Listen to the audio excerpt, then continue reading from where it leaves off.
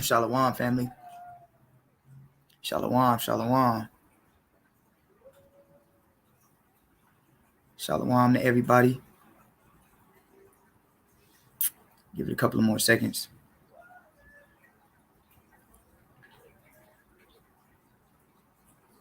Shalom, shalom. Shoot, I'm realizing too, man. Hey, Jake's going in a minute ain't gonna be able to say I'll be cutting my little beard, man. I see it, it's growing on the sides, man. Y'all see me? Check me out. Check me out. Jake's in a minute ain't gonna be able to say nothing, man. I'm trying to grow on the sides, man. Y'all see it? I'm staying like this so you can see it. You see it a little better when I stay straight up. Yeah. So in a minute, Jake's ain't gonna be able to get on here talking that crap, man. Jake's ain't gonna be able to get on here talking that crap. You know? Shalom. I hope everybody's doing good, man. I got a good class we're gonna get into today. Where's my headphones at? Just in case. Somebody said Christopher Columbus. Yep. We got to represent for my Latino brothers and sisters today, man. We're going to represent for my 10 tribes today, man. A lot of people been putting disrespect on their name. Putting disrespect. Part 2. Oh, Khan, part 2. Yeah, we got that. I gotta get in. We're gonna put that up for y'all soon, man. Part 2 of that video. Khan, you talking about the recent video we did with the Rastafarian brother? Hey, you know what? That I'm not gonna lie. That was a beautiful day that day. I ain't gonna even front to y'all. And so we gotta give y'all that second part of that video. A lot of people got edified that day. First part was me going in. Second part, first part was me going in. Second part was, edification, because so many people came up and we just, started to edify, man. It was beautiful, man. It's like a lot of people got edified, man, and it was good. That was a powerful day that day. But we got part 2 coming, so y'all stay tuned to that. I'm gonna try to get part 2 up by the end of this Sabbath, by this weekend. All right, so y'all stay tuned for that. That was beautiful, man. It was beautiful, man.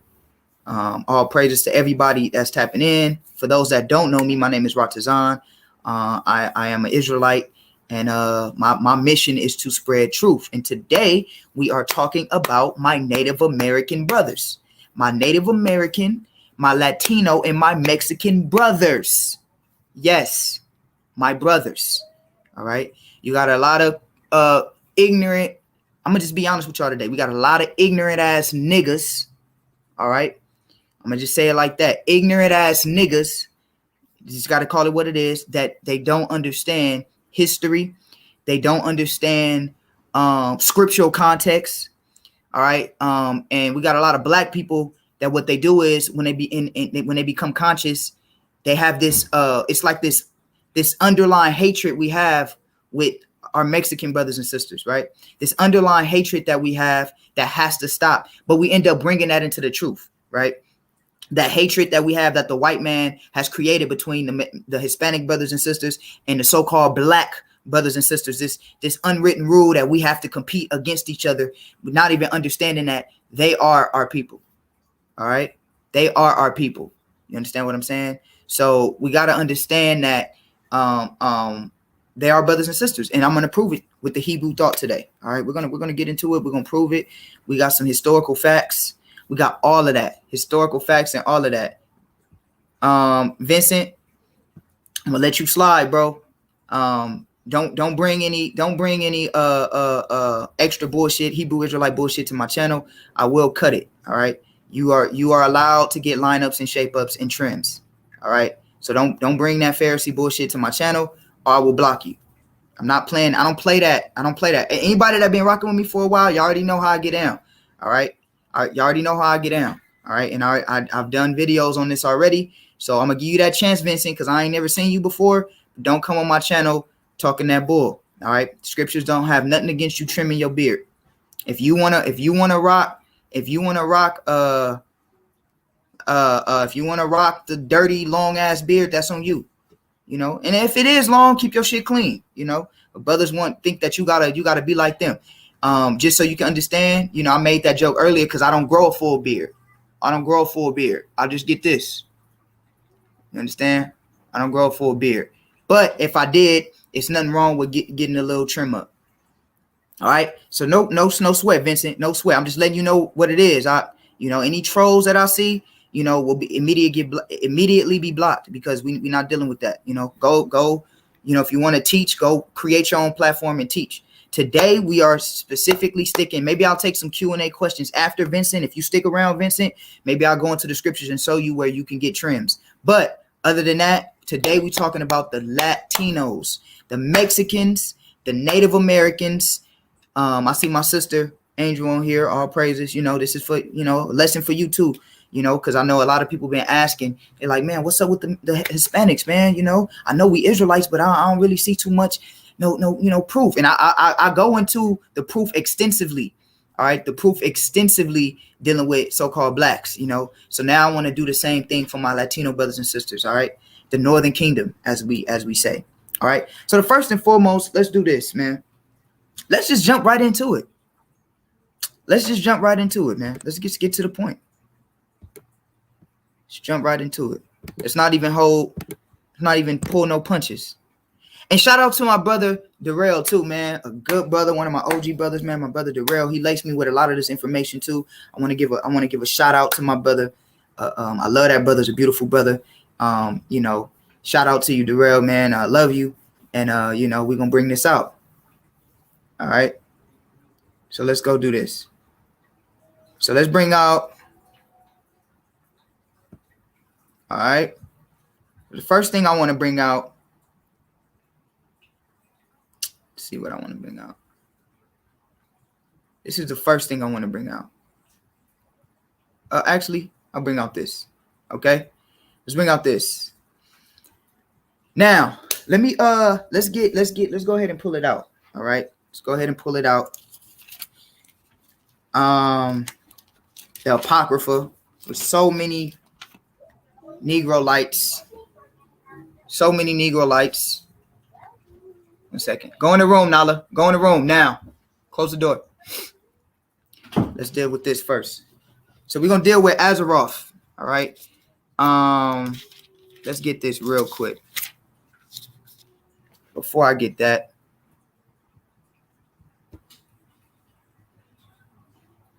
Hold on 1 second. Family. Hold on 1 second.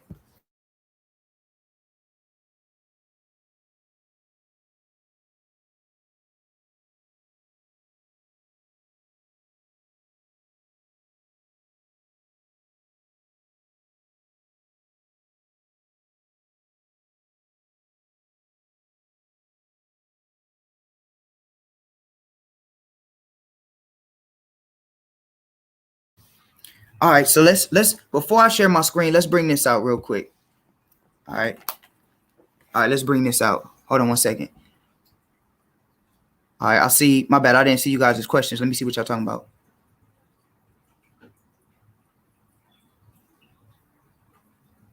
Okay, God's child. Let me get to this lesson. I'll see you guys got questions, and then I'll do a quick Q&A. Is that fair? Let me go ahead and get this lesson out, and then because it's not gonna take too long. I'll answer you guys' questions. Okay. So just let me get through this lesson. All right. So let's pull this out real quick. Let's go to Esdras. We already know famous Esdras. Okay. And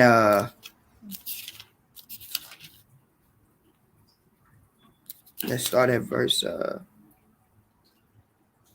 2nd Esdras chapter 13. So I'm gonna use a lot of common sense too, because you got a lot of people. I like to call them smart dummies. And what smart dummies like to do, what smart dummies like to do is smart dummies like to deflect a lot, right? Smart dummies like to deflect a lot. So they factor in different things, right? I like to keep things simple. The Most High is found in simplicity, right? So I like to keep things simple. So you'll find a lot of smart dummies when you read 2nd Esdras chapter 13. They'll try to, but it doesn't mean that. It doesn't mean, no, it's actually technically this and that, right? Well, just to keep everything simple, we understand that the Bible is a book of metaphors. The Bible is a book of analogies, right? So And when you read the Bible, if you read it clearly, without having to be a smart dummy, you just read the Bible clearly, and you do what is called what's the word I'm looking for? It's called the process of elimination.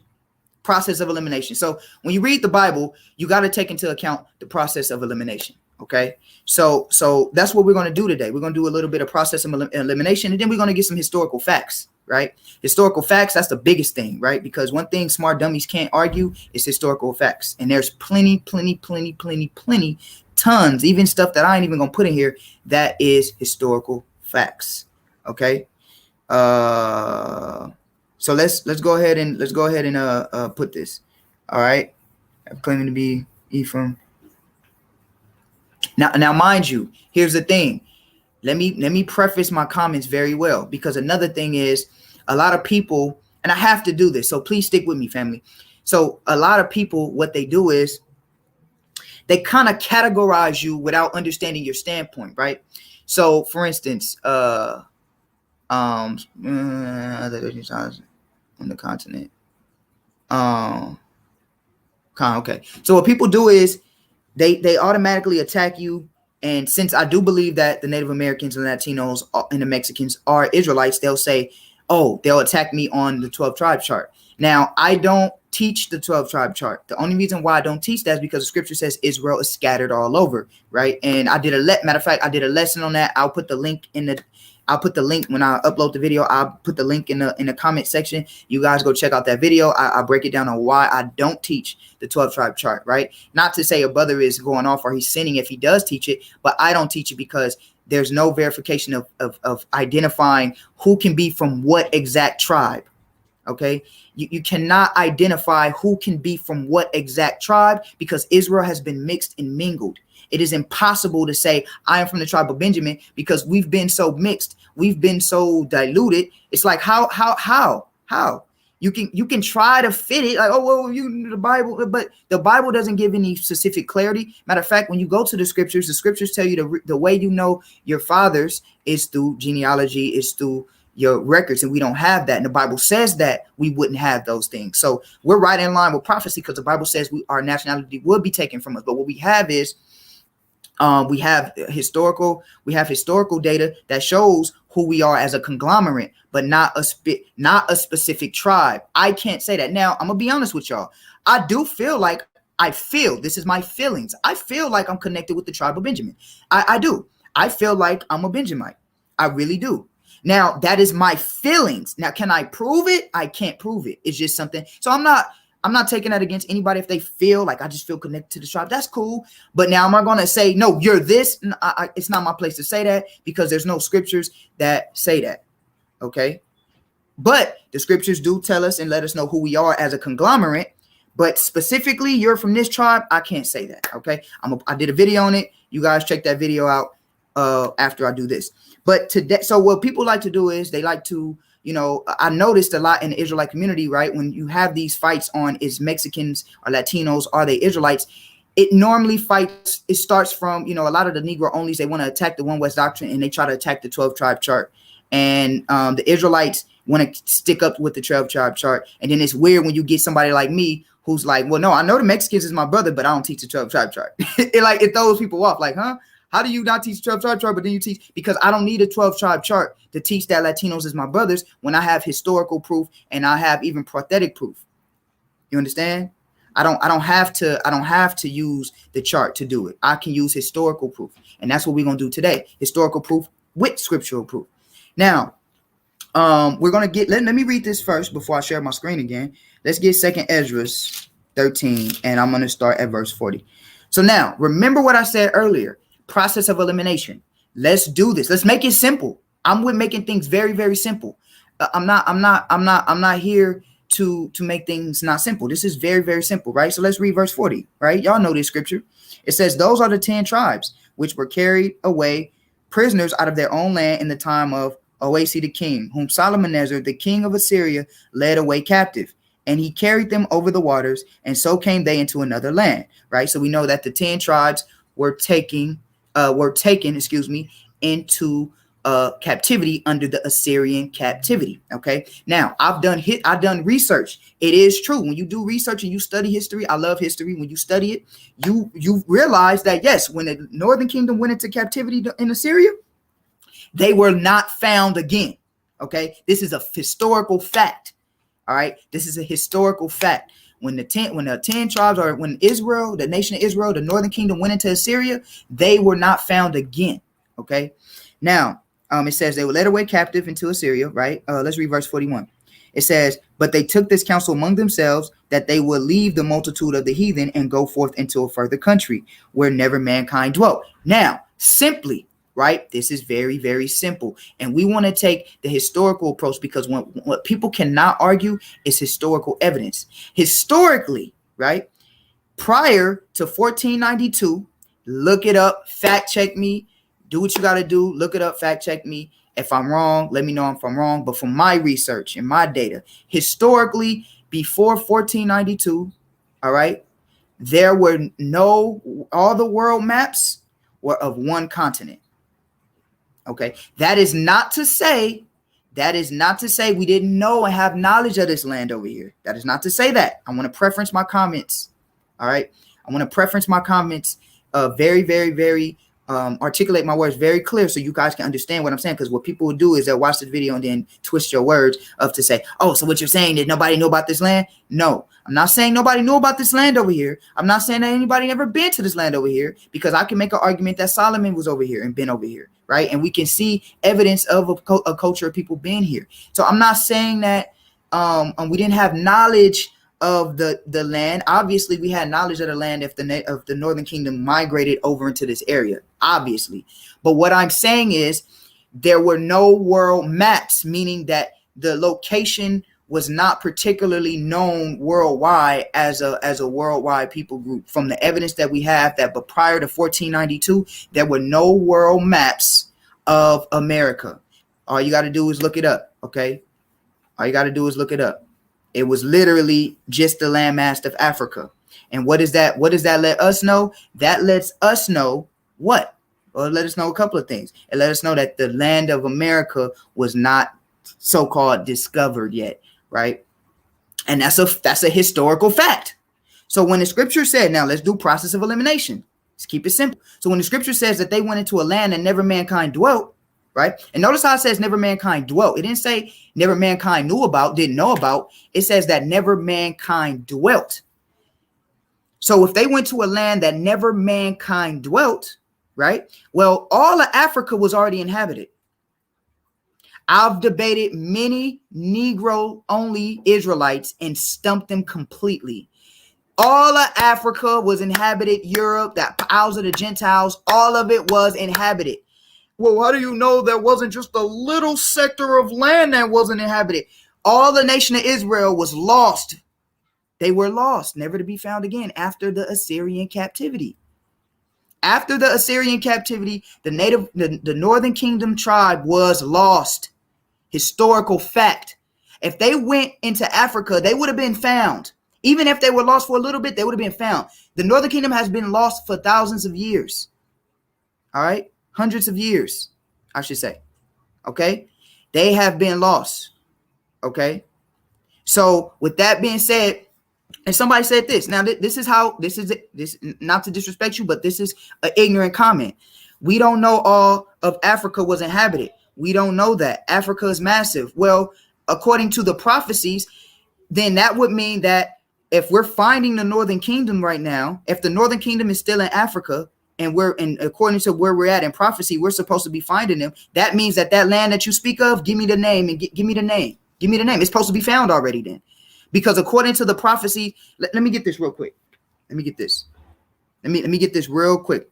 I want to show you why this comment is ignorant.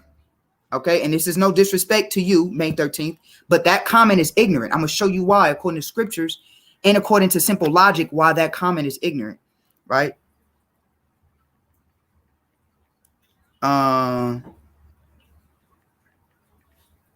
Let's read this. Jeremiah 50 and 33. Now, this is a prophecy. This is a prophecy, right? Let's hold that. We're going to get Ezra's, but let me get this prophecy real quick because I'm going to put some respect on my Latino brother's name. after this lesson. All right. Let's read this. Jeremiah 50,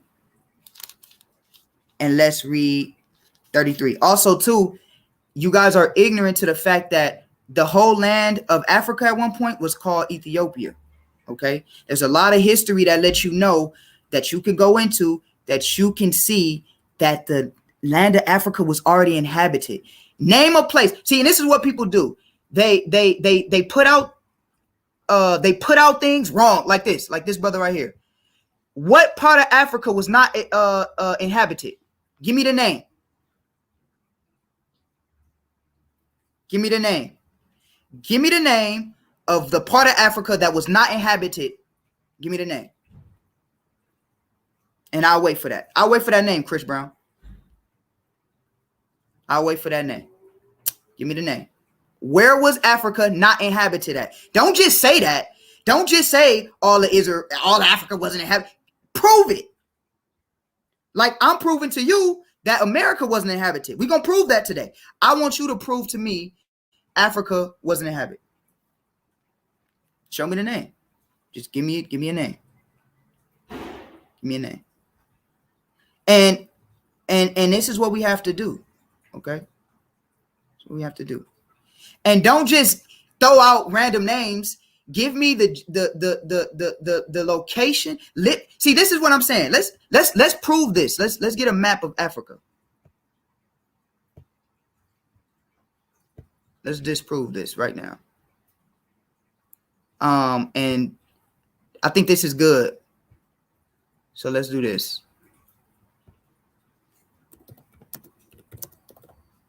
All right, let's go. Map of Africa. Let's see. Let me see if I can grab a map real quick of Africa. Hold on 1 second.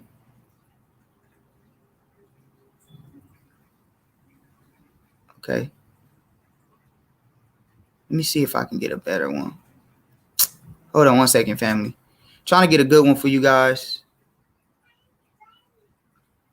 Damn, sorry, Salakia. Well, I can't go there. Why it's not letting me? Hold on 1 second. Not the colonization one.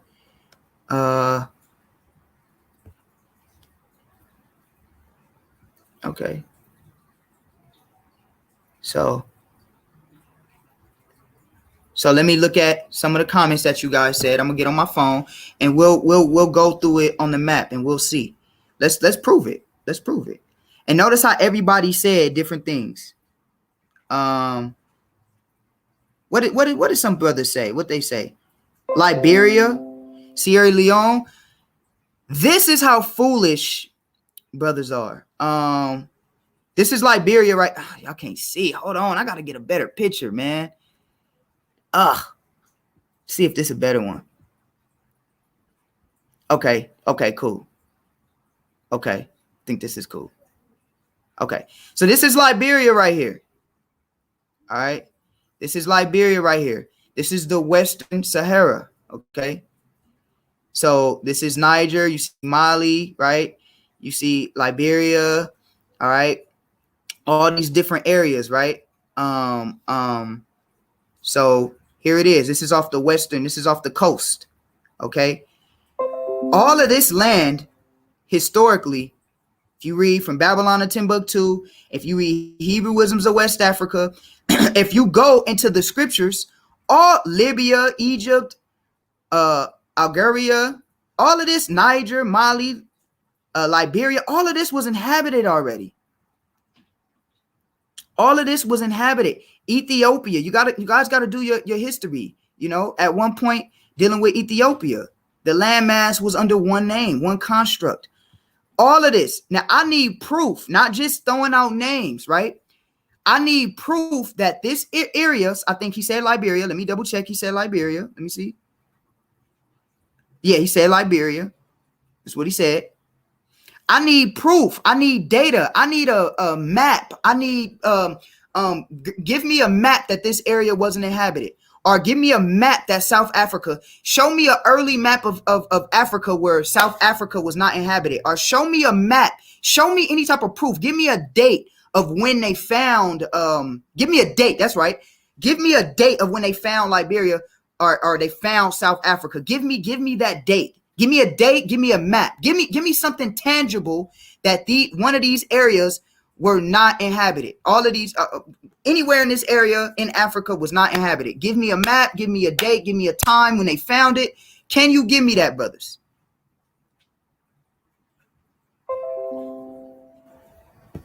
Can we give me that? Can we give me that? Can we give me that? And I'm gonna give you guys I'm gonna give you guys a time to get on and ask your questions, right? But I want to get into the the lesson. But I want that. If you can, give it to me. That I can do that, bro. But I want you, if you can, give me the date. Just put it in them. Put it in there. Put it in there. Give me something, because that's what I'm gonna do. I want you guys put it in there. All right. I know that because Liberia was not a known. To be honest, this is how limited your knowledge is. Liberia was an area that was colonized or created based off a group of our people in America going back to Africa, and they established Liberia. Okay. All right. All right. So I just need that. So what I'm going to do is I'm not going to just throw out statements. You know, we're going to prove it. We're going to prove it. So the first thing I want to do is let's go here. Let's go back to the second Esdras, and we're going to get the historical accounts too. Let's get second Esdras. This is for my Latino brothers. Shout out to all my Latino brothers. If there's any disrespect in my comments, you out of here, homie. I don't play disrespect. All right. I don't play disrespect. So as long as y'all respectful, cool. But I'm just going to say this. Don't be disrespectful. I will kick your ass out of here. Just be honest with y'all. Okay. So let's read this. Let's get back to this. So we have proof. It says, verse 41, but they took this counsel among themselves that they would leave the multitude of the heathen and go forth into a further country where never mankind dwelt, that they might there keep their statutes, which they never kept in their own land. And they enter into the Euphrates by the narrow passage of the river. So the thing that I want to harp on, like I said, we have to do process of elimination. All right. Process of elimination. I can show you, or you can Google it, maps prior to 1492. There were no maps of America. All right. There were no maps of America. That's a fact. Prior to 1492, there were no maps in America. All right. No maps of America, I should say. All right. World maps. All right. So type in world maps of 1492 and look it up. All right. Type that in. All right. And you guys can see that.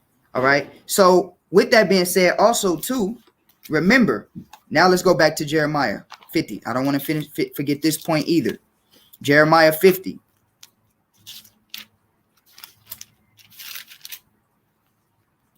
Jeremiah 50, and let's read 50 and 33. It says, thus says the Lord of hosts, the children of Israel and the children of Judah were oppressed together, and all that took them captive held them fast. They refused to let them go. So this is a prophecy of the northern kingdom and the southern kingdom beginning to be oppressed together. My question is, when was the last time the northern kingdom and the southern kingdom were oppressed together? That is a question. When was the last time the northern kingdom and the southern kingdom were oppressed together?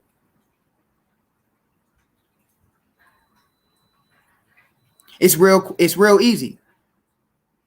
You understand? It's real easy. We were oppressed together here in the Americas. And I'm going to show you that because the northern kingdom was over here in the Americas already. We were not oppressed together in the land of Africa prior to the Egyptian captivity. Because like I said, historical fact, the northern kingdom was lost after the Assyrian captivity. The northern kingdom was lost after the Assyrian captivity and was not found. All right, was not found. They were lost. They were scattered. That's not to say all the northern kingdom came into the Americas, but the majority of the northern kingdoms were lost. So when was Israel? I need a date. I need a time. I need some archaeology. I need some proof of the last time the northern kingdom and the southern kingdom were oppressed together. I need that. I need that.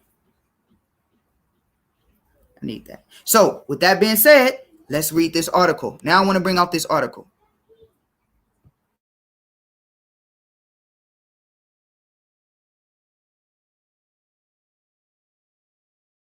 All right, my bad, I accident. Let me share my screen. Okay, let's go here. All right. So we're gonna get a couple of little things. Share my screen now. Let's get into it. All right. Azeroth. Okay, this is a blog. You can check all of these sources. That's one thing I like to do. I don't just throw out stuff and then don't give you the source. Please, Israel, check the source. The Azeroth America, home of the Israelites. All right. This article came out December 26, 2016. All right. So let's go ahead and read it. It says the name of the land beyond the great river, far away from the habitations of men, in which the 10 tribes of Israel will dwell, observing the laws of Moses until the time of the restoration, according to 2nd Ezra. All right. 13. Okay. It says Columbus identified America with this land. This is a fact. This is what we call a historical fact. Forget if he's a devil and all that. We know he's a devil. We know that Esau. We know that. But the point is, this is a historical fact that Christopher Columbus identified this landmass as the land that was spoken of in Ezra. This is a fact. And we're going to give you the sources, and we're going to bring more other sources that verify this.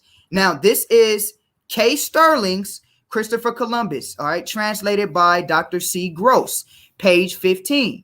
Okay, please check this source out. K. Sterling's, all right, wrote the book Christopher Columbus, translated by Dr. C. Gross, page 15. All right, you also can go to the Jewish Encyclopedia and look up the word Azeroth. Okay, but I want to continue to read this article. All right, so let's read this. It says, in his book Origins of the, let me see. Okay, let me read this. All right, here it is right here. It says the 9 tribes of the Moorish Empire that were here before the arrival of Christopher Columbus, because we also went by the name of Moors. Okay, so it says the 9 tribes of the Moorish Empire that were here before the arrival of Christopher Columbus, Cristobal Colon, all right, in 1492. Notice how, so I was correct, 1492. Prior to 1492, there was no world maps that I've seen of America and Africa together as a world map prior to 1492. Here's the date right here. So I was correct on the date, 1492. The reason why I say 1492 is because this is so-called when the land started to really be widely, known by the world. Okay. It says America was known as Azeroth. So let me skip down here. It says in his book, Origins of the American Indians, Lee Huddleston, and we're going to get that book, details European efforts to reconcile the new discoveries with the accepted religious, excuse my pronunciation of this, axioms, all right, especially from the mid-16th century onwards. Spanish scholars first tried to ascribe the origins of the Indians to China. All right, so they tried to ascribe the origins of the Indians to China at first. All right, Carthage, the East Indies, the lost continent of Atlantis, and even the biblical Solomonic kingdom of Ophir, right? So they had all these different ideas of where the Native Americans come from, right? It says the first serious claim that they were descendants of the lost Jewish tribes was made in 1567 by the Dutch theologian Jonas Lumineus. Okay, take these down, write these down. If I'm moving fast, it's okay. Rewind the video, Get these down and verify this information. In the later years, the theory spread to Spanish and Portuguese scholars as well. They identify America with the biblical Azaroth mentioned in the New Testament version of the book of Ezra or Esdras, which was ascribed to Columbus as well. The Hebrew speakers Azaroth sounds like a jumble of Ezerts or Ekrit. So excuse my pronunciation of those words, which means another country, and is mentioned in the Old Testament as a place of banishment for the sinning Jews. Okay, so they're making reference to Second Esdras, but this is the point that they ascribe this land to Azaroth, and they also, for good reason, I might add, ascribe the Native Americans as being the lost tribes that they were looking for. Okay. So let's continue to read a little bit more. English and other Northern European scholars also tackled the question of the origin of Native Americans. But the turning point for many of them came, according to Huddleston, in the wake of testimony offered by a Jew named Aharon Levi, who arrived in Amsterdam in 1644. Levi recounted being told by his Indian counterpart, so look this dude up, Aaron Levi, all right, who arrived in Amsterdam in 1644. He recounted being told by his Indian captors in what is now Ecuador that they were secret Hebrews who would soon derive the Spanish from their lands. His story was picked up. The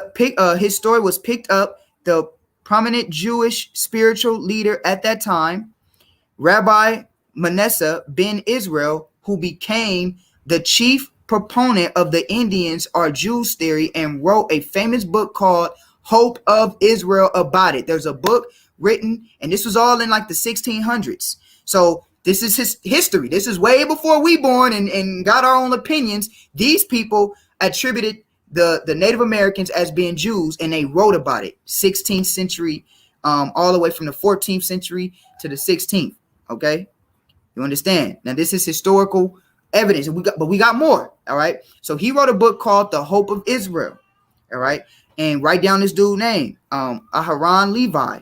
All right, 1644, arrived in Amsterdam, which is known now as Ecuador, and he has an account that when he talked to the Indians, they knew that they were Hebrews. But we have more. We have more. This is just a blog that I want to bring this out. And from here, we're going to go into further proof. Okay. Further proof. So I want everybody to pay attention and to listen. Okay. Everybody pay attention and listen. All right. All right. Okay. So now, let's go from there. Let's get more proof. More proof. I love it. All right. Boom. Let's get him. All right. Look this dude up. Luis de Torres. Proof. One thing you can't argue, you can try to twist biblical narrative all you want. One thing you cannot argue is historical proof. That's one thing you cannot argue unless you're just an idiot. All right. Luis de Torres. All right. And at that point, there's no point for us to talk to you. Luis de Torres, Jewish explorer, interpreter, right? He was a crew member on Christopher Columbus' 1492 voyage to the New World. All right. This is a fact. They did not know about America, and they called it the New World. Widely known because, like we said, there were certain people that knew about the landmass. Okay, so we're not saying that everybody, but worldwide known, it was not public knowledge of secondhand knowledge like that. Okay, it was only for the top of the top people that knew about this place. It wasn't for just everybody that just didn't know this, right? So Luis de Torres was a Jewish explorer and interpreter. Now the funny part is, why would Christopher Columbus need a Jewish interpreter? Just think about that for a second. Why would Christopher Columbus need a Jewish interpreter? Think about it. I want y'all to think about it for a second. Think about it. This was a Jewish interpreter. Now let's read this. Louis de Torres was employed by Christopher Columbus as an interpreter on his first voyage to the New World. Prior to this, de Torres held a position with Juan Cacon, all right, governor of Marseille, a province where there was a large number of Jews. As a Hebrew interpreter, because he was Jewish and this was during the era of the Inquisition, it was necessary for him to convert to Catholicism, which he did the day before the Nina, the Pinta, and the Santa Maria set sail on August 2nd, 1492. The voyage also coincided with the expulsion of the Jews from Spain. Okay, so now this was a Jewish, so-called Jewish guy who spoke Hebrew. All right, because he was versed in Hebrew, Aramaic, Spanish, Portuguese, French, Latin, and some Arabic, Columbus had thought he would be helpful upon their arrival. Why would Columbus think that he would be helpful? Because he spoke Hebrew. Now we already know Spain, Portuguese, French; those are all European languages, right? But why would he need him if he spoke Hebrew and Arabic? Why? It says especially useful. Watch this. Especially useful would be his knowledge of Hebrew and Aramaic, as Columbus fully expected to encounter Asian descents of the last tribes of Israel. Why did Christopher Columbus think that he would encounter these people? Why? Why? Why did Christopher Columbus think that he would encounter the last or the lost tribes of Israel? After reaching Cuba, Columbus, believing they had arrived in Asia, sent de Torres on a mission to locate the great cities and riches he had anticipated would be there, and to find the great Khan of Taratry. Okay. But the point was, why would he need that? Louis was black. That's something I didn't know. I didn't know Louis de Torres was a black man. Okay. I just learned that. Okay. But Christopher Brown, Hebrew was a common language at that time. How the hell nobody has been to the Americas and have proof of any of them speaking Hebrew over there? He just brought, like, where's the connection? This is my question to you. Chris Brown, where's the connection of the people that spoke Hebrew over here and the people that spoke Hebrew in Africa? Give me that connection. What year was that connection started?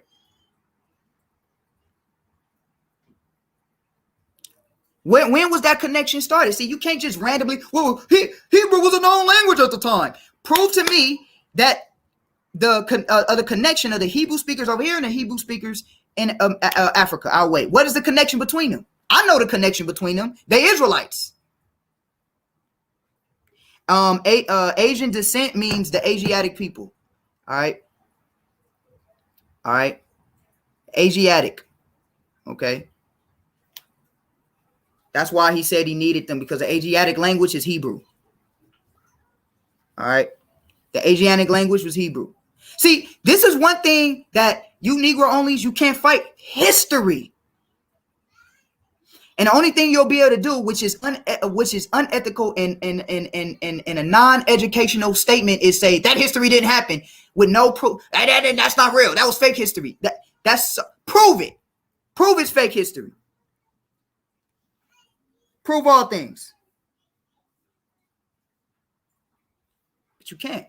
So with that being said, Christopher Columbus was very persuaded. It's two sources. He needed a Hebrew interpreter because he was like, man, they're going to speak Hebrew over there. The Israelites is over there. But we have more. We have more. Boom. Before I get that, hold on. Boom. Let's get this real quick. This book, I kid you not, is, how much is this book? This book is actually, let me look up how much this book is. Hold on. 103 facts. How much? Let's see how much it is. I don't even think you can get this book on Amazon anymore. Yeah, you can't even get this book on Amazon. See, right here. Look, 103 amazing facts about the Black Indian of the Western Hemisphere. Right. This book is currently unavailable. Currently unavailable. We don't know when or if this item will be back in stock. So you can't get this book from Amazon. All right. But let's see how much this book is worth if it is a place.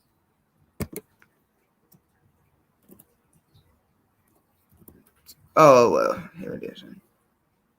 Let's see if we can find out how much it's worth. You can't even find this book nowhere. You can get the PDF online.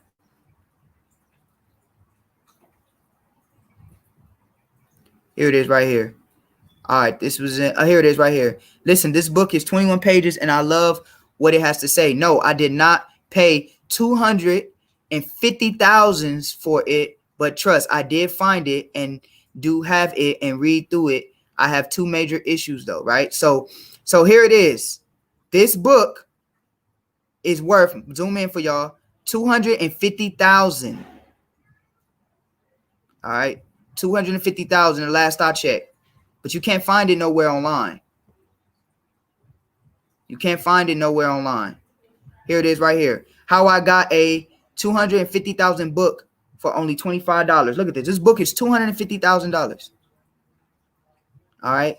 So if you don't know about this book, you should check this book out. But it's some interesting. It's a couple of pages. I read this book, but I want to bring out some interesting facts. All right. I have the PDF. A brother of mine sent me the PDF. Okay. He sent me the PDF. Shout out to my brother.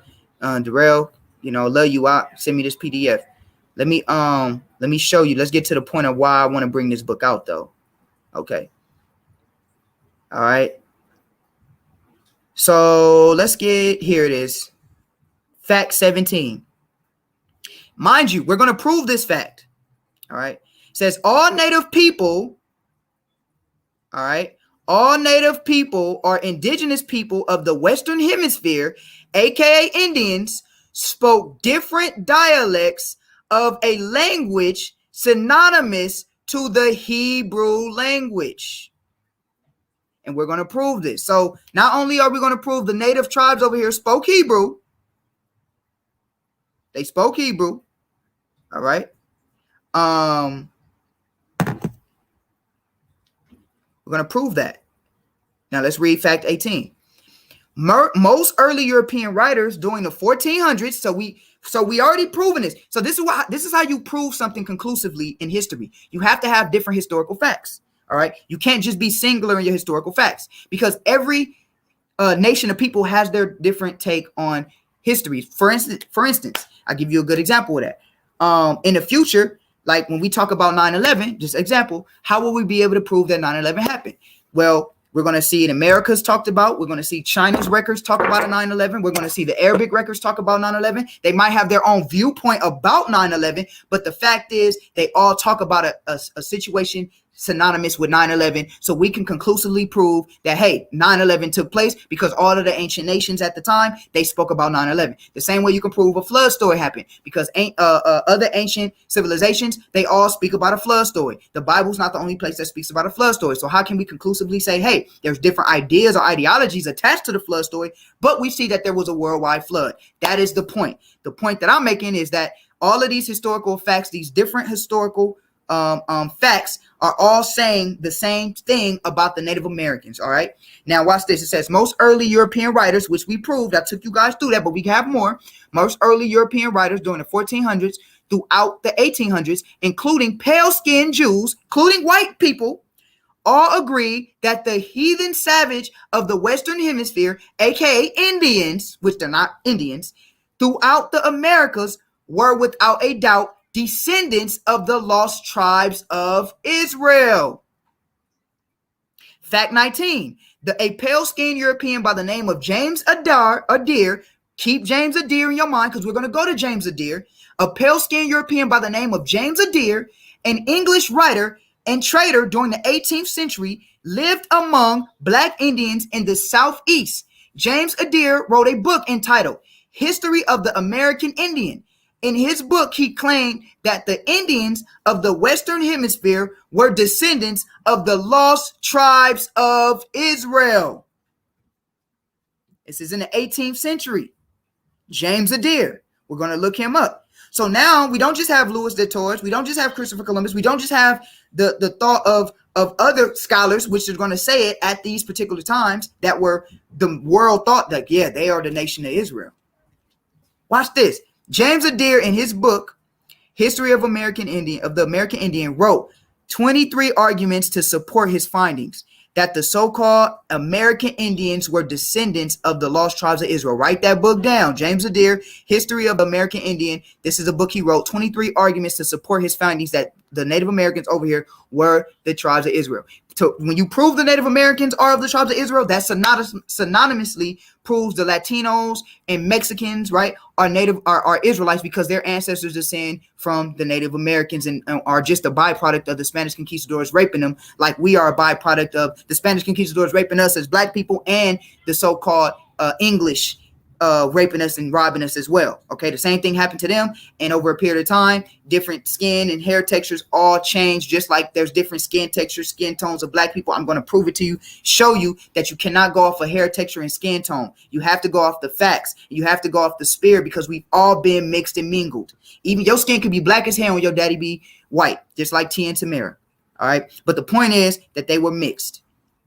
All right, so with that being said, all right, and you already know the relationship between the Native Americans and the so-called African Negro when we got over here into this land, okay? A lot of people don't understand that. A lot of us have more Native American blood in us than we think. We're all mixed up. But the point is that the Native tribes were Israelites, or were ascribed to be Israelites.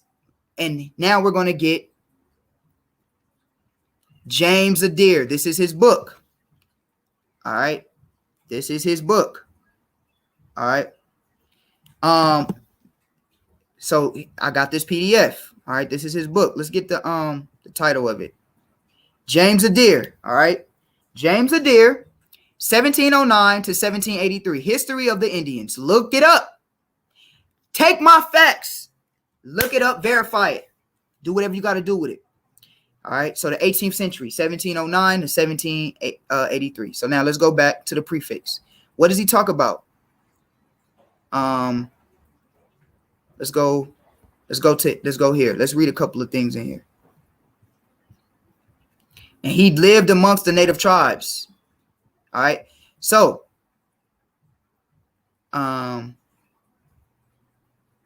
so it says, a history of the, this is the contents, a history of the North American Indians, their customs, observations, and their color, shape, temper, and dress. So he goes into all of this, their color, how they were built, how they dressed, and all that. Watch this. Observations on the origin.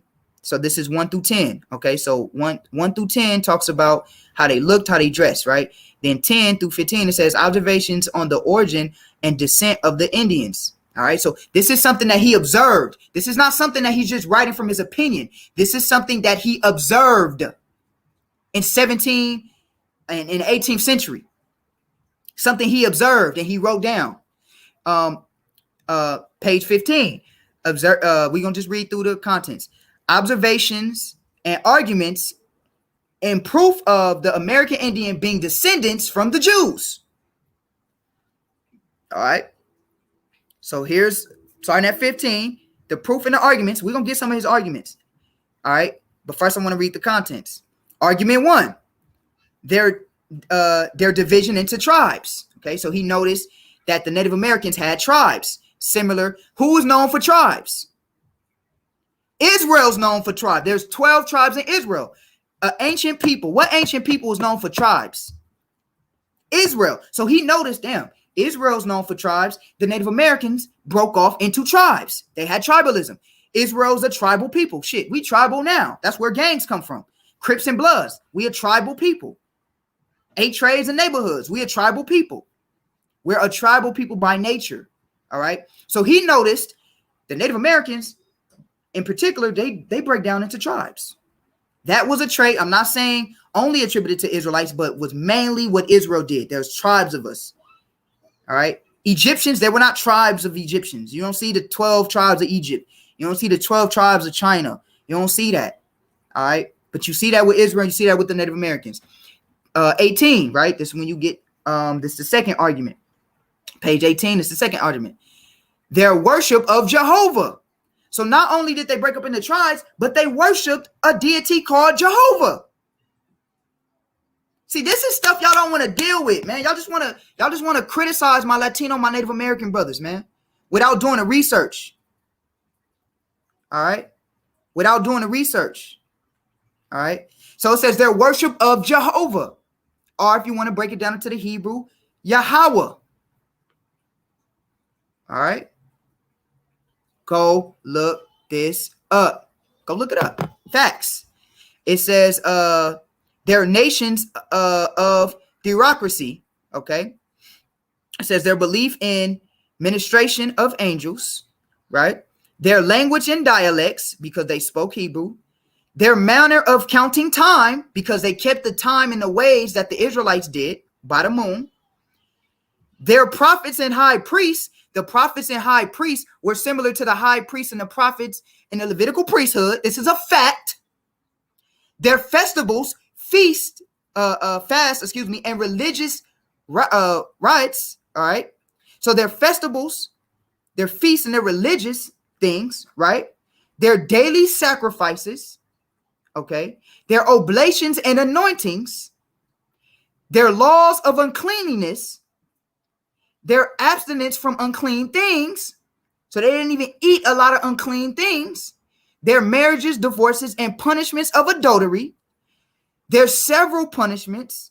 So we're just gonna get a couple. Just want to show y'all what this book has in store. Ceremonies, their manner of curing the sick, their burial of the dead, their mourning for their dead. Close that door. Their choice of names. All right, they're raising seed to their deceased brothers. Look at that. They're raising seed to their deceased brother. So it's a couple that I want to get in this book. So we're going to stay in the contents. We're going to go into, let's go into page 18. Let's go into page 18. Let's read a little bit. Let's see, page 18. Oh, here it is. Let's see.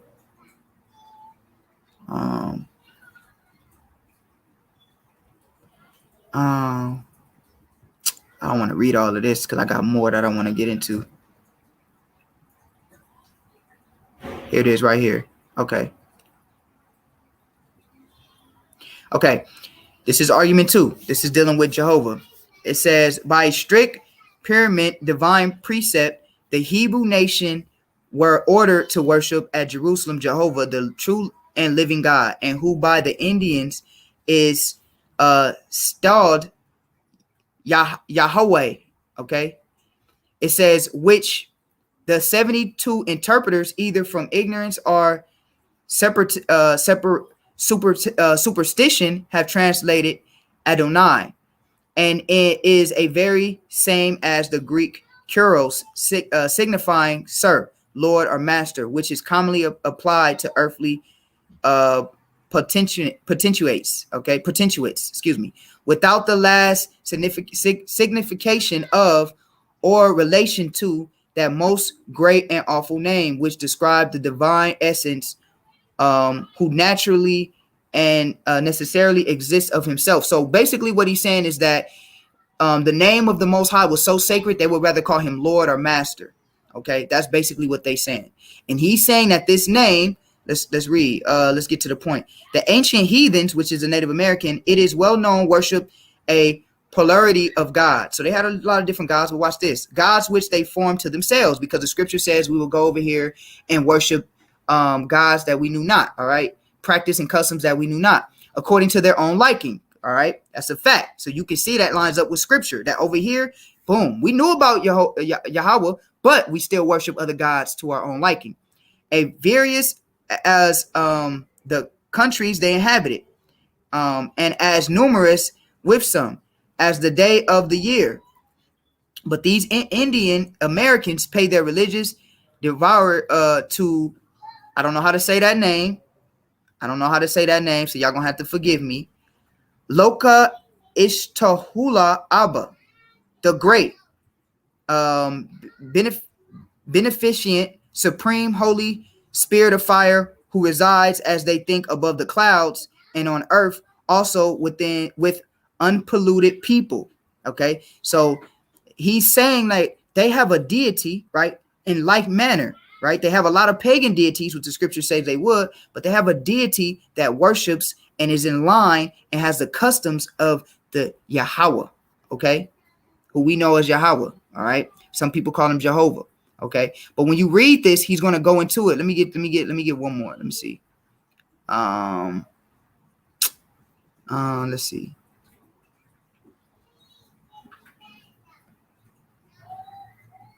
Okay, y'all got to get this book for the sake of time, because I have other things that I want to bring out. I'm not going to read all of this. I've read it, but I don't want to read it all to you guys. It's up to you guys to go search out the matter.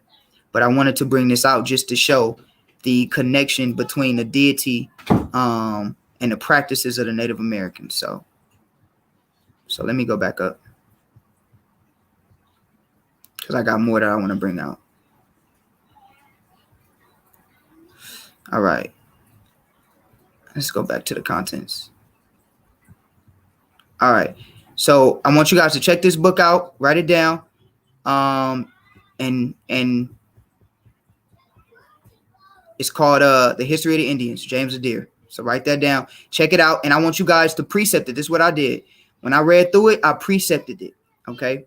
Their marriages and divorce, all the different practices and the customs, I precepted it with the scriptures. All right. Maybe one day I'll go extensively into this book. Okay. So let's go from there. And I'm just checking y'all, because I know y'all be.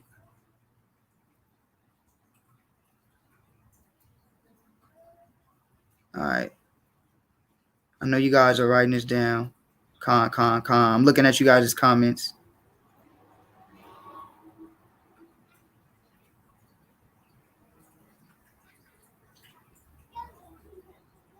Okay, okay. All right. Okay, so let's go here. Boom. This is what I want to get. I don't know if you guys familiar. Put sevens in the chat if you ever seen this. All right, this is Glenn Beck. He did this on Fox News. All right, he talks about the connection between the Israelites and the Native Americans on Fox News. Okay, who's seen this? Put sevens in the chat. All right, put sevens in the chat. If you've seen this, put sevens in the chat. Okay, I see some people seen this. And make sure you guys take all of the facts that I'm giving you. All right. So, okay, we got one la just getting in. Okay.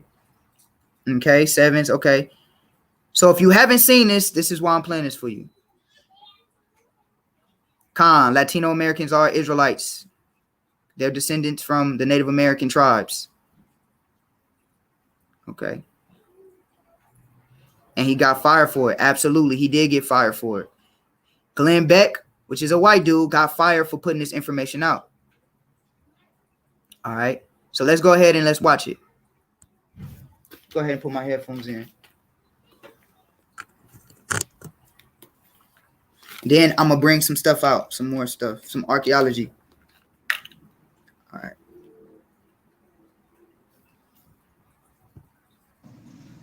Of 606 feet, 606 feet, 606 feet, 606 feet, 606. It's made up of stades, exactly the same. Now, if that's not interesting enough, look at the angle of the Great Pyramid of Giza.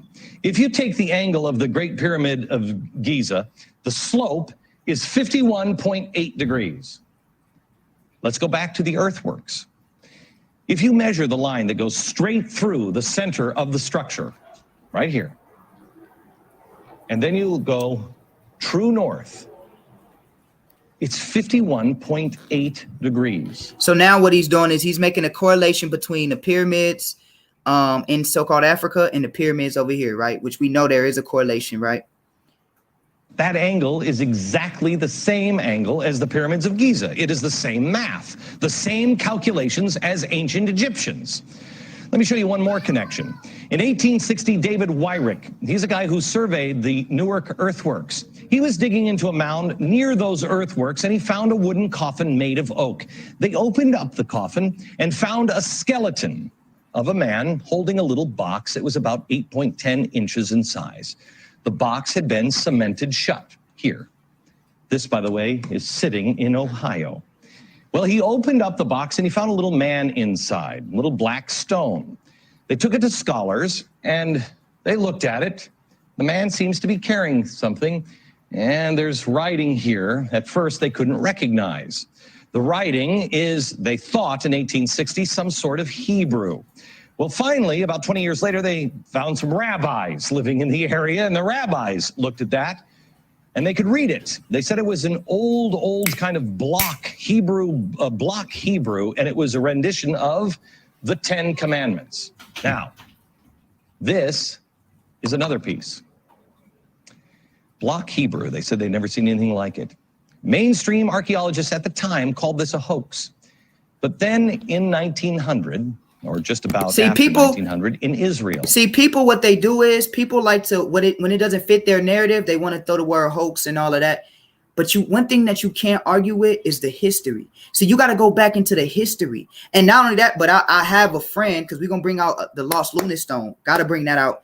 That actually went and visited the Lost Lunar Stone in New Mexico. But see, you have to prove what you're trying to disprove, right? We're proving through history. The thought was these are Hebrews, which is history that was hidden from us. If this was history that the white man wanted us to know, why didn't he tell us the Native Americans had Hebrew connections in school? Why didn't he tell us the Native Americans had Hebrew culture in school? Why didn't he tell us that? But the world at one particular time in the 17th century, 1400s to the 1800s, they all had this understanding that they spoke Hebrew and kept Hebrew traditions and were widely accepted as being the lost tribes. Why isn't that put out? Just like the white man didn't care if you called yourself a goddamn African. He didn't care if you wanted to be a damn African. But it's a problem when you call yourself an Israelite. So you got to look at when it's a problem to call yourself something. If it wasn't a problem, he wouldn't be mad or be reluctant to hide this information. And this dude wouldn't have got fired for bringing this history out. So he's saying there's Hebrew that's being found over here in North America. But watch this. They found the same block-style Hebrew writing. Mainstream archaeologists still dismiss the findings. They found it in Israel and they found it in Ohio. But there was another stone that they found that they couldn't argue. Mm-hmm. This is the Bat Creek stone. It was found during the course of an official Smithsonian evacuation. The Smithsonian didn't understand the meaning of the writing on the stone. They thought it was Cherokee since it came from Cherokee country. They didn't realize that it's actually Hebrew. They had published this originally up. And it's so funny because I'm looking at some of the comments. It's so funny that Glenn Beck just said that a lot of the scholars that were finding these things, not the ancient ones, not the ones from the 14th to the 18th century, because all the people from the 14th century all the way to the 18th century, they knew. They was like, damn, they speaking Hebrew. They knew this. But the people of now that are finding these things, they want to classify it as a hoax. And all you people that hate white people, you're going to just go to the classification, which he mentioned it. They tried to classify this as a hoax, but they couldn't. That's why you got to listen to what he's saying. They're trying, just like they would say, you're not an Israelite. The same white man that's classifying this as a hoax, and you'll use that against your own people. They're the same people saying you're not an Israelite. So what? Since the white man classified this as a hoax, which another white man is going to prove to be a factual lie, now what? Do we just accept that they don't call us Israelites as black people? Huh? See, this is why you can't argue opinion. Go to the facts. Go to the facts, and we got more facts. You can't argue with the facts that the early explorers of America all thought the Native Americans were Israelites.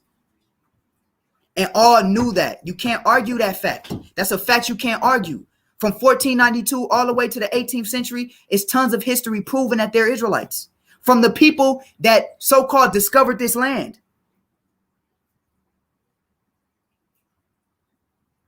You understand? Go look at the book of James Adair. Go look at these things. Go the proof, the 23 factual evidence. I'm gonna actually do a lesson just breaking down that book. But this one is just proving the evidence, giving you guys the evidence for you guys to research and find out for yourself. But I am going to break down that book because it's a beautiful book. You can't argue the facts. You can't argue the historical facts. Just like you can't argue the historical facts that the Israelites or the Asiatic people were us. And I have a lesson. I have tons of lessons proving historically that so-called blacks in America are Israelites. Just like there's proof that Native Americans are Israelites, and you cannot defeat the facts, because when you was dead and you was not alive from the 1492 all the way to the 1800s, there's scholars, people that were known scholars at that time that knew these Indians are Hebrews. And that's a fact that you can't argue. All right. You see that? And everybody is arguing and stuff, man. Don't worry about arguing. All right. Yes, they did. They changed Semitic to Afro-Asiatic. Absolutely. They changed Semitic to Afro-Asiatic. I brought that out in a lesson. Black people can't be anti-Semitic because we're the original Semites. We're Afro-Asiatic. Okay? We're Afro-Asiatic. All right. So let's keep reading. So he's bringing out the historical proof of ancient archaeology. So what I did was I gave you time, I gave you dates, I put out precepts, and now we give in archaeology. Upside down. They threw it in a box at the bottom of the Smithsonian, put it in the basement. Many years later, a scholar took it out of the box, looked at it, and went, oh my gosh, it's upside down. It's Phoenician, ancient Hebrew. So what's going on here? What is that about? Where is that history? I'll show you in a few minutes, and we're going to have a conversation, and I'm going to show you some more things that the Smithsonian, science, government, commerce colluded to erase. They colluded. The government, the Smithsonian. All you so-called scholars, you should know what the Smithsonian is. They all colluded to keep this information hidden and write it off as a hoax. And you ignorant Negroes, oh, it's a hoax. Don't even understand the history that had this concluded and hidden. This is why Glenn Beck got fired. This Edomite. Because he's exposing, just like what's that documentary? Patterns of Evidence, the Exodus. Just like that documentary, the Edomite that did that documentary took all the evidence of there being an Exodus, took all the evidence that the world leaders attempted to hide of us being Israelites in Egypt. That was something that was hid too. But let's keep watching. By the way, I want to thank the directors of the documentary Lost Civilizations of North America for bringing these stories to my attention. I was blown away. To find more, visit the website lostcivilizationdvd.com. Here's the thing we should be asking ourselves. I don't know the story of these. Do you know that? Did you know that? Do you live in Ohio and did you know that? Why not? Were the American Indians wronged? Yes. Yes, and that's what we focus on in America, is we were bad to the American. Forget about it, it's in the past. The question should be the ones that the founders asked. Who are they? What knowledge do they have? Can you imagine the difference we would have now if we would put our differences aside and put our past in the past and concentrate on today and say, let's learn from each other. What do you have? What is that? What is that? When we come back, I'm going to be joined by Peter Lilbeck, who is, I've told you before, is one of my favorite authors. He's going to talk to me a little bit about the founders here. And I'm also going to show you some documents that show how that history has been erased. Next. This is the Smithsonian annual report 1882, 1883. This is John Wesley Howell. This is an original copy. John Wesley Howell in 1789. Again, this is Powell. This is the director of the Bureau of Ethnology at the Smithsonian Institute. He said this: artifacts found prior to Christopher Columbus's arrival would be considered illegitimate by the Smithsonian. Only the savage Indian culture would be observed, and this created the artificial barrier to science. Only the savage. Science was colluding with government because of commerce, and religion was involved. Now, why do I tell you all this stuff? Not because I'm an Indian expert or anything else. You got to do your own homework. I just found out about this stuff. I'm amazed by it. I don't know what the answer is on this. The reason why I bring it up is the stock is not bad. The soup went bad, but the stock is not. Peter Lilback, Dr. Peter Lilback. How are you, sir? You see that? So he's going to bring out how the government, religious leaders at the time, all concluded to keep this history alive. This is a book, or a secret, I should say. Needs to be owned by every American. Every single American should have this book in their home. It's called Sacred Fire. These are the words of George Washington, and it takes history absolutely apart. Not on somebody's opinion, but on their own words, on his words. Peter, I want to go to you and talk to you a little bit about, again, the stock. George Washington had a good relationship. Our founders had a good relationship with the Native Americans, right? There's no question about that. When they came to America, they realized they could not survive without a close relationship with the Indian people. The greatest story, for example, is the Pilgrims who were blown off course. 800 miles out of their destination in Virginia, they're in Massachusetts. They land on ground and they're in the middle of nowhere, no government. They make the Mayflower Compact, so they have government when they land. And there's no Native Americans there because a plague had gone through, but one person shows up. He happens to be a Native American that knew English. He'd actually been taken captive to England. He'd learned English. He'd gotten his freedom. He came back, his people were gone. The white settlers are there all of a sudden, and he meets them and he says, welcome. He speaks English. They couldn't believe it. The providence of that moment is extraordinary. They needed help, and there was a person there to help them, and he was a Native American. Right. And that creates Massachusetts. All right, do I have time for one more story real quick? No? Okay, hang on, because I want to come back and talk about, William Penn. Because William Penn said something when he was working with the Indians that is critical to understand the truth, I think, about America. And we'll do that next. They had to rush his time because they didn't want him to finish. He couldn't even really fully bring out the hypocrisy and the lies to cover up that the native tribes wrote Hebrew, spoke Hebrew, and were educated people. You understand? Couldn't even do it. Now, all right, hurry up. The history that has been erased in our nation, in particular with the Native Americans, happened because it didn't fit the story they created, Manifest Destiny. It only works when Indians were savages, and they had to have savages for commerce and government to expand. The ancient artifacts prove otherwise. Why aren't we looking into those? Peter Lilback is the president of Providence Forum and the author of George Washington's Sacred Fire. Okay, Peter. I think a great place for Americans to understand the truth about Americans and Native Americans and African Americans, all of it. It comes from William Penn. Tell the story. Great story. Philadelphia, the great founding city of the United States. That's where government began. It was founded by William Penn. He wanted a city without walls. And he determined that he would do it by making a constant commitment to justice and ethics with the Native Americans. There never was an Indian war with William Penn. And there's a wonderful treaty that still exists. So that's it. We'll stop that.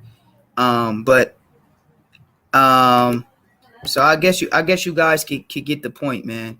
So we got James Adair, we got Azeroth, we got Luis de Torres. These are just a little bit. This is not even a lot. I have more. I have a lot. I have tons and tons more. The next live I do, we're going to go into this book by James Adair. All right, 1775. We're gonna go into this book, and once we go into this book, I'm gonna bring out scriptures, and I'm gonna show you that this man firsthand lived amongst the Native American tribes, and it's just too much history for brothers to be ignorant and try to be ignorant. You know, I'm saying people talk about skulls and DNA. You look, we've been so mixed up. How the hell skulls and DNA and his skull and my DNA? You don't know who the hell is who by skulls and DNA. We've been so mixed up as a people. Doesn't even make no damn sense. But we'll cover that in the next time I go live. Yahweh Shem Yahshai Barakatah. Everybody have a beautiful, beautiful, beautiful finish of the Sabbath. God bless you guys. I gave y'all a lot of information. Go research the information. Shalom, family.